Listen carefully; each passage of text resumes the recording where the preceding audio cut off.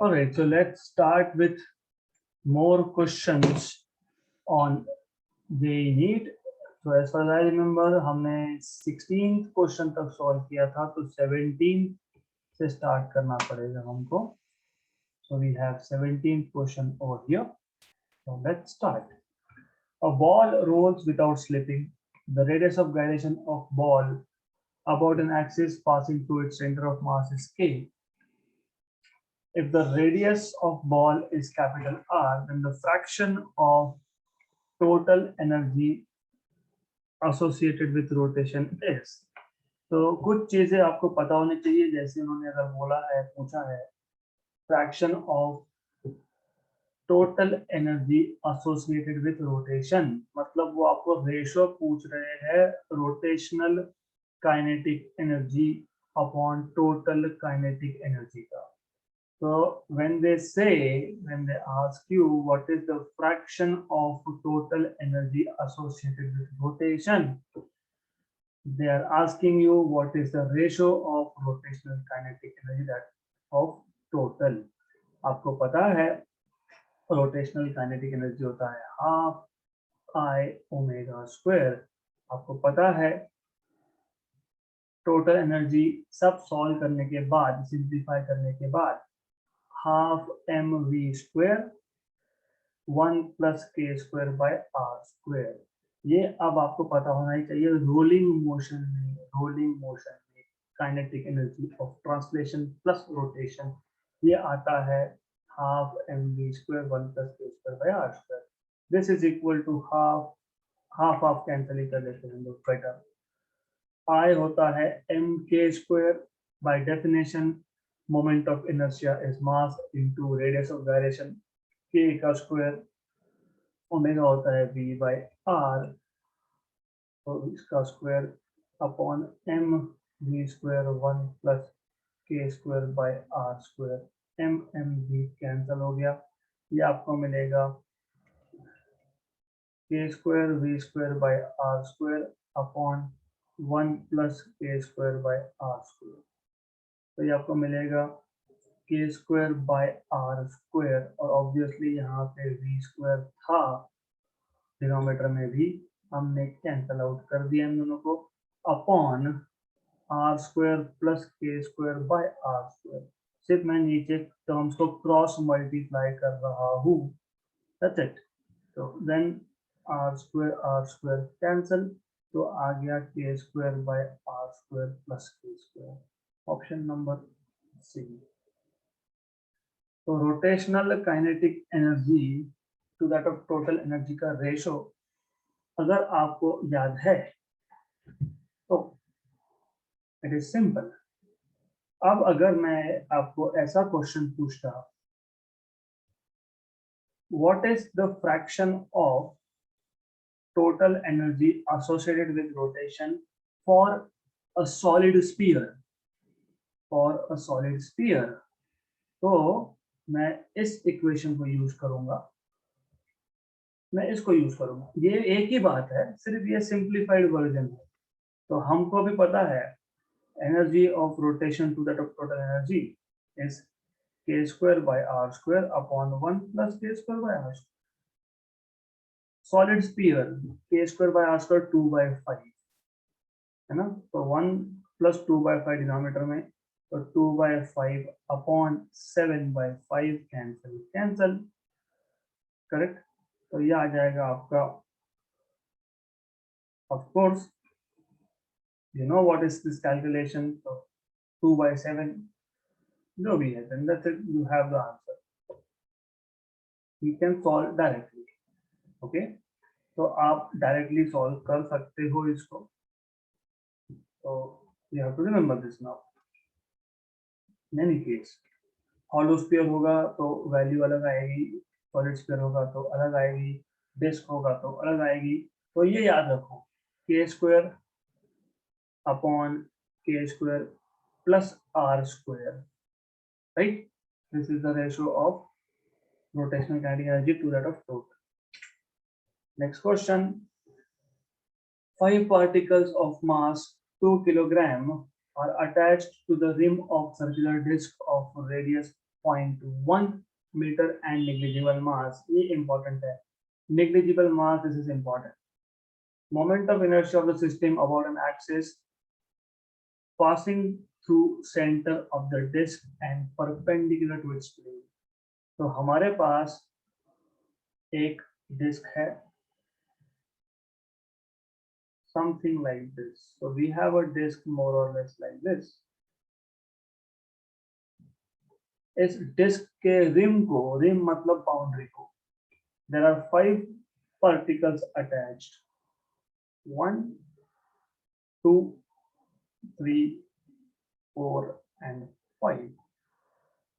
Okay, of mass 2 kilogram. So mass of each particle m1 equal to m2 equal to m3 equal to m4 equal to m5 equal to 2 kg.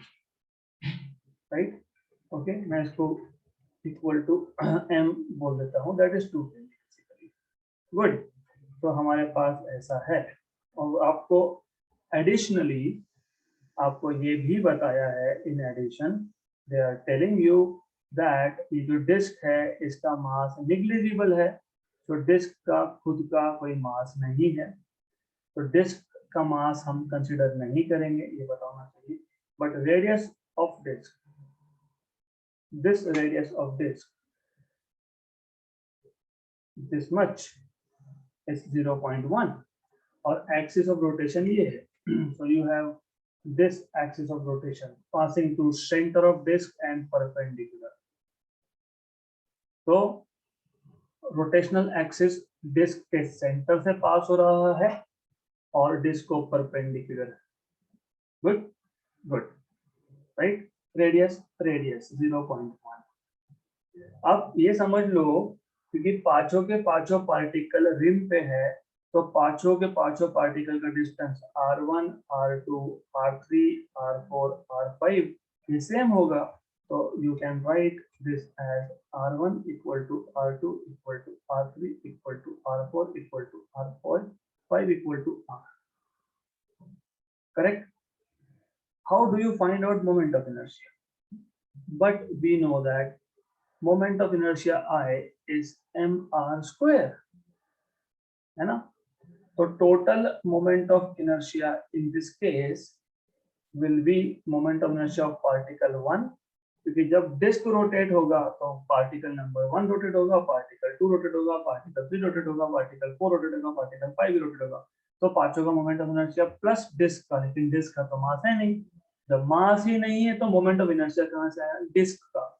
Right. So you will have this as I1 plus I2 plus I3 plus I4 plus I5.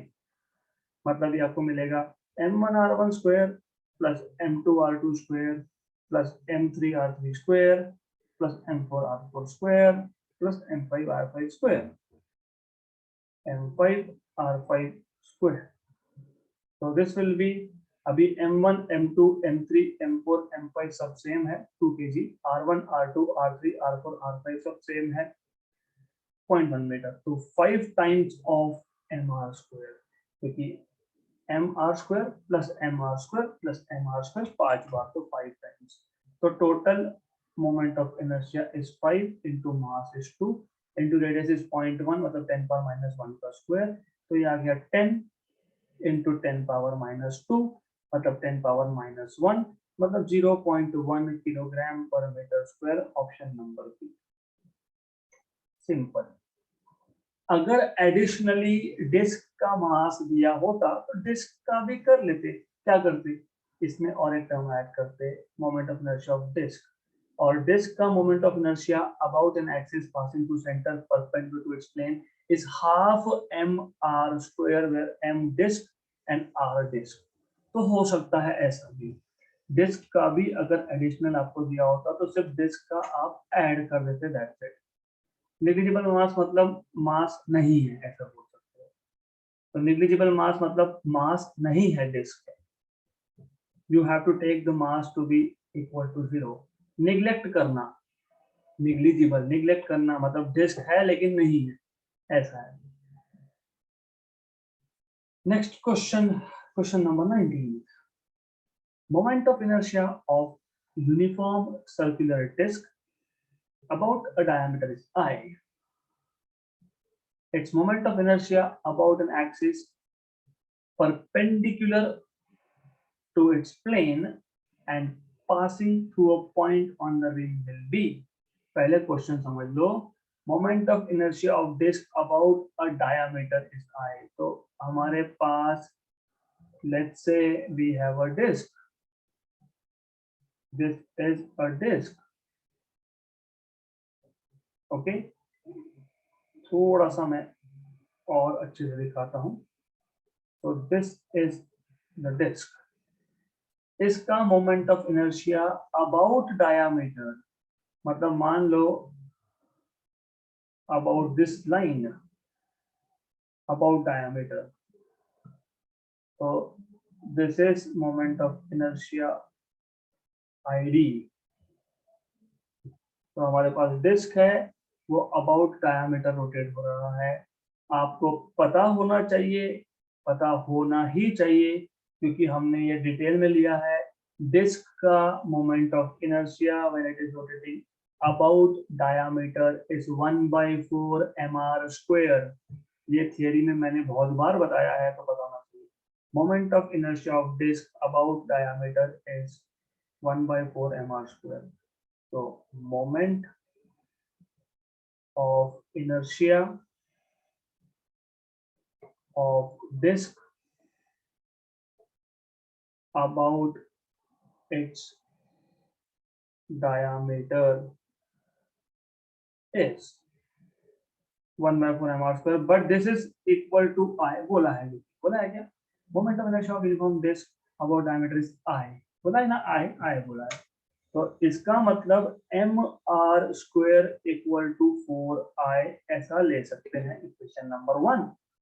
हमको वो पूछा है same disc का moment of inertia about an axis perpendicular to its plane passing through a point on the rim. Moment of inertia about an axis perpendicular and passing through rim, मतलब ऐसा. तो what is moment of inertia about tangent perpendicular to the plane of the disc, ऐसा पूछा है. Good. तो let's say this is point O and we are supposed to find out IO. Do you remember? अगर नहीं याद होगा तो याद दिलाना पड़ेगा मुझे. Moment of inertia, but moment of inertia about tangent perpendicular to its plane, perpendicular to its plane for a disk is I0 equal to 3/2 mr². ये कहाँ से आया? नहीं याद होगा तो बता देता हूँ, अगर याद नहीं है तो बता देता हूँ. So you have center of mass C, तो IC you have mr²/2. फिर ये डिस्टेंस आपका k इक्वल टू r होता है. फिर आप अप्लाई करते हो प्रिंसिपल ऑफ या फिर थ्योरम ऑफ पैरेलल एक्सिस. फिर आप बोलते हो I0 equal to IC plus mr², मतलब mk² basically, but k is equal to r होता है. h भी बोल सकते हो इसको, mh², हमने नोटेशन h यूज किया था यहाँ पे. गुड. तो IC is mr²/2 plus mh. What is h? is again r. तो ये आ जाता है 3/2 mr². मेरा एक्सपेक्टेशन आपसे ये है कि आपको फॉर्मूला पता होना चाहिए. Moment of inertia of ring through its centre of mass perpendicular to its plane is mr². Moment of inertia of ring about tangent perpendicular to its plane, फटाफट पता होना चाहिए. ये सारी चीजें पता होना चाहिए. Moment of inertia of ring about diameter, moment of inertia of disc about diameter, ये सारे फॉर्मूला आपको पता होने चाहिए. तो हमें पूछा क्या था? Moment of inertia of disc about tangent in its perpendicular to its plane. तो ये आ गया 3/2 mr². ये फॉर्मूला पता होना चाहिए. कैसे आया तो मैंने बता दिया. 3/2 mr². mr² is 4 times of I. 1 जा and 2 जा, that is 6 times of I है क्या 6 है, ऑप्शन नंबर बी। तो आप लोगों को moment of inertia of disc about its diameter पता होना चाहिए, फिर आपको बेसिक फॉर्मूला और एक पता होना चाहिए। तो ये बेसिक फॉर्मूला जब आपको पता होंगे, only in that case you will be able to solve questions, otherwise not. Okay, next question 21. A body of moment of inertia 3 kilogram meter square rotating with an angular velocity of 2 radian per second has same kinetic energy as a mass of 12 kg moving with a velocity of। बहुत simple question है, अच्छा है। हमारे पास एक body है जो rotate हो रहा है, इसका मोमेंट ऑफ इनर्शिया है 3 kg मीटर स्क्वायर, इसका ओमेगा वैल्यू 2 रेडियन पर सेकेंड बोला है। इसका जो काइनेटिक एनर्जी होगा रोटेटिंग बॉडी का, जो मैं इसको बॉडी नंबर 1 बोल रहा हूँ, तो बॉडी नंबर 1 का जो काइनेटिक एनर्जी होगा half I omega square, this is equal to another body, this is equal to kinetic energy of another body, let us say another body which is moving with velocity v and mass of this body is, so mass of this body is basically 12 kg, velocity इसका v है और v find करना है। ये body number 2 है, इसका kinetic energy half mv square होगा, क्यों, क्योंकि लीनियर मोशन है। जब बॉडी स्ट्रेट लाइन में मूव होता है तो हाफ mv स्क्वायर, जब बॉडी रोटेशन परफॉर्म करता है तो हाफ आई ओमेगा स्क्वायर। ये दोनों काइनेटिक एनर्जीज आपको इक्वल बोले हैं, but according to the given question k1 equal to k2 है, therefore you will have half I omega square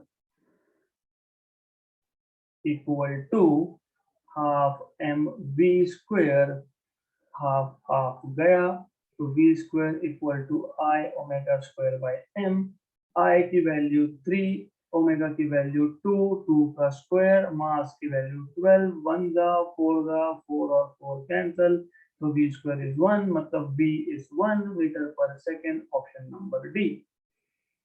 तो ऐसा इस क्वेश्चन को सॉल्व करना है, जस्ट इक्वेट करना था, you just have to equate these two, that's it, done. Next question, a disk and a ring of same mass, mass of disk equal to mass of a ring equal to m बोल देते हैं, are rolling, they are rolling, okay, and if their kinetic energies are equal, दोनों की kinetic energy of disk and kinetic energy of ring are equal, then the ratio of their velocities, velocity of disk to that of ring, ये पूछा है। Simple है, kinetic energy in case of rolling motion, ये translation या rotational ऐसा अलग अलग नहीं बोला है, रोलिंग बोला है, आपको ऑलरेडी पता है। रोलिंग मोशन में what happens is you have total kinetic energy as rotation plus translation. तो आप you can exploit this fact, आप गिवन कंडीशन का यूज करो, kinetic energy of disk, rolling disk, half m velocity of disk square, 1 plus k square by r square for a disk equal to half m v ring square, okay, 1 plus k square by r square for a ring,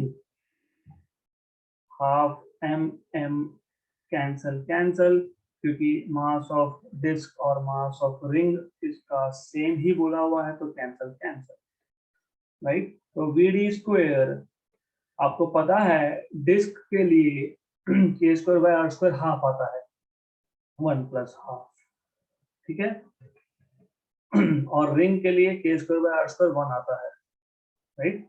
since K square by R square for a disk is half and k square by r square for a ring is 1, therefore you will have vd square 3 by 2 equal to vr square into 2, therefore vd by vr whole square equal to 4/3, therefore VD by VR equal to 2/√3, right? नहीं तो फिर under root of 4/3, √4 into √3, option number A. So this is how you are supposed to solve this question. Okay, good. Option number A.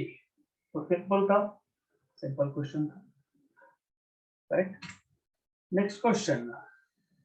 A wheel is rotating with an angular speed of 20 radian पर second, मतलब omega आपको 20 radian पर second दिया हुआ है.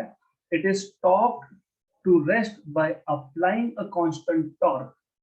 एक wheel था जो रोटेट हो रहा है, अगर उसका रोटेशनल डायरेक्शन ये है तो हम टॉर्क अपोजिट डायरेक्शन में अप्लाई करेंगे. जैसे जैसे मैंने बताया था, कार आपकी तरफ मूव हो रहा है, आपको कार को रोकना है, तो आप अपोजिट डायरेक्शन में फोर्स अप्लाई करते हो. अगर कार आपके पास आ रहा है तो आप अपोजिट डायरेक्शन में पुश करोगे रोकने के लिए. वैसे ही व्हील अगर क्लॉकवाइज रोटेट हो रहा है तो टॉर्क हमको एंटी क्लॉकवाइज लगाना पड़ेगा. अगर व्हील एंटी क्लॉकवाइज रोटेट हो रहा है तो टॉर्क हमको क्लॉकवाइज लगाना पड़ेगा उस व्हील को स्टॉप करने के लिए, राइट? तो वही बोला है, a wheel is rotating with an angular speed of 20 radian per second. It is stopped by applying a constant torque in 4 seconds. 4 second में रोक दिया आपने. If the moment of inertia of wheel about its axis is, मतलब I की value दी है 0.20 kilogram पर metre square, kilogram metre square, then the work done by the torque in 2 seconds will be. So what will be the work done by the torque in 2 seconds, not 4 seconds? This is something where you have to understand. Wheel completely stop होता है 4 second में. आपको पूछा है work done by this torque, जो torque आपने wheel को रोकने के लिए लगाया उसने 2 सेकेंड में, 2 सेकेंड में कितना वर्क डन किया. तो how to solve this? Obviously initial velocity 20 है, फाइनल वेलोसिटी डेफिनेटली 0 है क्योंकि व्हील स्टॉप हो जाएगा 4 सेकंड के बाद. इस इंफॉर्मेशन में से हम अल्फा निकाल लेंगे. आपको याद है v is equal to u plus A T, उसका angular form omega final equal to omega initial minus alpha T. Minus क्यों? ऑब्वियसली फॉर रीजन यहाँ पे रिटार्डेशन है. This is retardation. तो रिटार्डेशन है तो of course you can do this. Then यहाँ से आपको अल्फा मिल जाएगा. तो 0 omega initial is 20 minus alpha into T is 4. तो अल्फा आपको मिल गया 5 रेडियन पर सेकेंड स्क्वायर. तो you have alpha value as 5 radian पर सेकेंड स्क्वायर. गुड, आपको अल्फा की वैल्यू मिल गई. देन इससे क्या, how to find out what is work done by the torque in 2 seconds, that is important. okay, तो पहले तो एक काम करो आप, first of all what is the angular speed after 2 seconds निकाल लो. तो angular speed after 2 seconds is, कैसे करोगे? वही omega final equal to omega initial minus alpha T. Omega final मतलब आफ्टर 2 सेकेंड, 4 सेकेंड के बाद तो रुक ही जाएगा वो, तो 4 नहीं 2 second. Omega initial 20 minus alpha 5 था, टी यहाँ पे 2 है क्योंकि 2 सेकेंड के बाद की बात हो रही है. तो 20 माइनस 10 इज 10, तो 10 रेडियन पर second. This is speed after 2 second. Okay, now work done by torque, work done by torque in 2 second is loss of kinetic energy या change in kinetic energy. so work done by torque in 2 seconds is loss in kinetic energy. तो ये आएगा आपका. मैं एक काम करता हूँ, सिर्फ इसको मैं डैश डैश ऐसा डिनोट करता हूँ. That's it. So that is final kinetic energy, या फिर यहाँ पे रिटार्डेशन है तो यहाँ पे मैं बोलूंगा initial kinetic energy minus final kinetic energy. Initial kinetic energy क्या था? 1/2 I omega initial square, final कितना है 2 सेकंड के बाद, this is something you have to understand, 2 second के बाद पूछा है वर्क डन, पूरा नहीं पूछा है, तो हम 2 सेकंड की बात की बात करेंगे। हाफ आई, I1 I2 क्यों नहीं लिख रहा हूँ, आई डैश क्यों नहीं लिख रहा हूँ, व्हील तो सेम है ना, कि हमने व्हील चेंज कर दिया बीच में, नहीं, तो ओमेगा फाइनल डैश स्क्वायर, तो half I omega initial square minus omega final dash square, okay, तो ये आ जाएगा आपका half I, what is value of I, 0.2, what is omega initial 20 square is 400, final 10 square is 100, so 400 minus 100, तो ये 1 का ये 10 power minus 0.1 into 300 is 30 joules of work done, option number C. मैं question वापस समझा देता हूँ, सिंपल है, व्हील रोटेट हो रहा है, व्हील को रोकना है तो टॉर्क लगाना पड़ेगा, व्हील का इनिशियल स्पीड था 20, हमने टॉर्क लगा के उसको रोक दिया टोटल 4 सेकंड में, करेक्ट। तो ये जो 4 सेकंड तक का जो आपके पास स्टेटमेंट है, मतलब यहाँ तक, यहाँ से यहाँ तक, आपको इससे डी एक्सेलरेशन रिटार्डेशन अल्फा की वैल्यू मिल जाएगी। तो जो पहला सेंटेंस आपको दिया है क्वेश्चन में, वो सिर्फ आपको अल्फा कैसे फाइंड करना है उसके लिए दिया है, अल्फा मिल गया, रिटार्डेशन मिल गया आपको, मतलब गुड। आपको पूछा है कि what is the work done by torque in 2 seconds, तो पहले तो ये देखो कि 2 सेकंड के बाद स्पीड कितना है, इनिशियल तो 20 था, 2 सेकंड के बाद कितना, तो हमने क्या किया, b equal to u plus 80, omega final equal to omega initial minus minus two B retardation, right.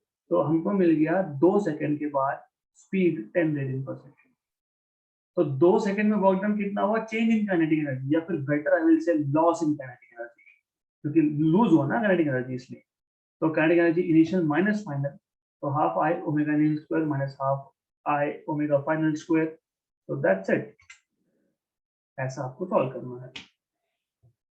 अगर आपको पूछा होता what is total work done, total work done फिर आपका of course total work done क्या आता है आपका, total work done is loss in total kinetic energy, मतलब basically half I omega initial square minus 0, क्यों 0, अरे फाइनली तो व्हील स्टॉप ही होने वाला है ना, तो जितना इनिशियल काइनेटिक एनर्जी था उतना ही वर्क डन करना पड़ेगा, तो ये समझना इजी है, सिंपल है। Next and the last question for today, if the angular momentum of a rotating body is increased by 200%, angular momentum is increased by 200%, okay, then its kinetic energy of rotation will be increased by, सबसे पहले अगर मेरे पास initial angular momentum L1 है, तो